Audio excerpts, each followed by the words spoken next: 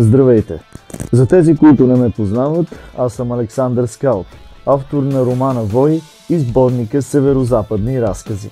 Преди време пуснах запитване какво би било интересно на хората да виждат повече от мен в социалните мрежи и голяма част от отговорите бяха, че има интересно да видят какво ме вдъхновява да пиша. Едно от нещата, които най-много ме вдъхновяват, са добре разказаните истории. Днес ще си говорим точно за това, но и за един малко по-нестандартен начин за разказване – компютърните игри. Не бягайте, изслушайте ме и след това преценете дали да останете.